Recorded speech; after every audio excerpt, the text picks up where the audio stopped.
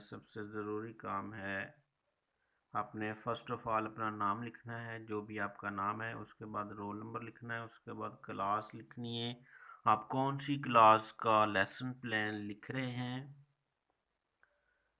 और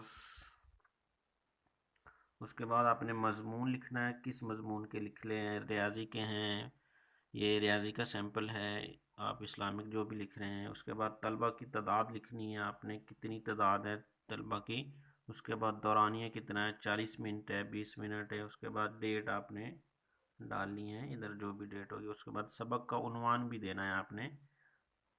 for example इसमें set का तारफ़ दिया हुआ है, तो इसमें फ़र्स्ट ऑफ़ ऑल जो है आप पहला जो काम करना है वो आपने इसमें अमूमी मकासद लिखने हैं। इसमें मकासद में पहला क्या है, अमूमी मकासद वो लिखने हैं। इसमें आपने बताना है कि बच्चों की ज़हनी नशोनुमा करनी है।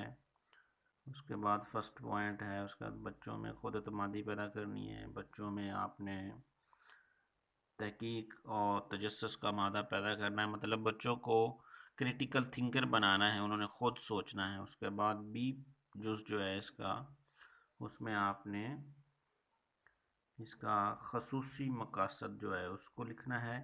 खसूसी मकासद मतलब आप उसमें लेसन में क्या बताना चाह रहे हैं वो बताएं, प्रीवियस नॉलेज बताएं, तलबा को इस काबिल बनाएं कि वो जो है सेट के तस्वर को समझ सकें। यहाँ सेट से रिलेटेड मैंने लेसन प्लान बनाया है।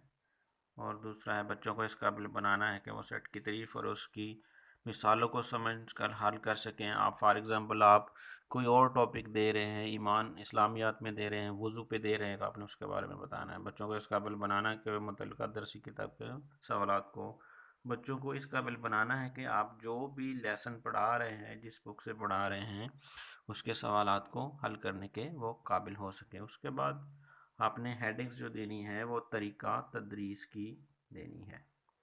इसमें आप कौन से तरीके यूज़ करते हैं, बयानिया तरीका एक यूज़ करते हैं। उसके बाद मालूमाती तरीका है, इंकशाफी तरीका है और इनफरादी तरीका है। आप जो जो मेथड्स आप यूज़ करते हैं, पढ़ाते कैसे हैं, वो आपने इसमें बताना है। जो मोस्ट इम्पोर्टेंट है वो है एक्टिविटी बेस्ड लर्निंग मेथड है। उसके बाद है आपके पास तदरीसी मुआवनात, आप क्या क्या पढ़ाने के दौरान क्या क्या यूज़ करते हैं कि बच्चों को जल्दी आपका लेक्चर समझ आए। तो उसमें आप दरसी किताब यूज़ करते हैं। चार्ट्स जो हैं मोर अट्रैक्टिव होते हैं। White board, board marker, duster, तलबा मेजॉरिटी लोग ये लिखते हैं, लेकिन आप जो है कोई चीज़ न्यू लिखे हैं। आप कोई एक्टिविटी बेस्ड लर्निंग जो है उस पर फोकस करें, वो ज़्यादा लिखें। नेक्स्ट आपने क्या करना है, सबक का जायज़ा लेना है। उसके बाद जायज़ा से मुराद है जब आपने पढ़ा लिया है तो उससे सबका वाकफ़ियत का जायज़ा आपने लेना है। मतलब आपने कल क्या पढ़ाया था, आज मिसाल के तौर पे आप सेट की टाइप्स पढ़ा रहे हैं, तो आप प्रीवियस में आपने सेट पढ़ाया है, उसकी डेफिनेशन देखें। आपने जो भी पढ़ाया है तो आप पहले चेक करें कि बच्चों को आपने जो कल पढ़ाया आता भी है या नहीं आता, तो उससे रिलेटेड आपने ओवरव्यू देना है। उसके बाद आपने क्या करना है, सबक का ऐलान करना है कि जो आप आज पढ़ाना चाह रहे हैं वो आपने वाइट बोर्ड पे लिखना है। आज हम सेट का तस्वर, सेट की तारीफ़ को समझेंगे और उसकी हमारी रोज़मर्रा ज़िंदगी में क्या किरदार है, इसकी अहमियत और इस्तेमाल पढ़ेंगे।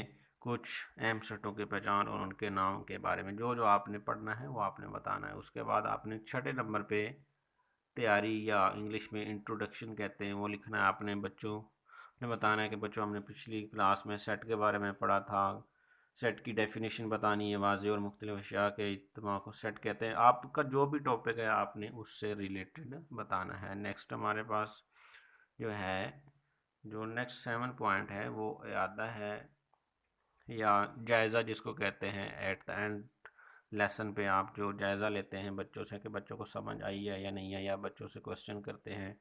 उसके बाद क्या है, तफवीज़ कार, और एंड पे आपने 8 पॉइंट पे होमवर्क बच्चों को देना है। जो आपने आज पढ़ाया है वो होमवर्क आपने देना है बच्चों। आपने इसको अपनी कापियों पर लिखना है और याद करना है, इस तरह आप जो भी कहते हैं तो आपने ये होमवर्क तफवीज़ करना है। Thank you for watching. उम्मीद है आपको समझ आई होगी। अगर आपको हमारी वीडियो अच्छी लगी हो तो हमारे चैनल को ज़रूर सब्सक्राइब करें और अपने दोस्तों के साथ भी शेयर करें। Thank you for watching.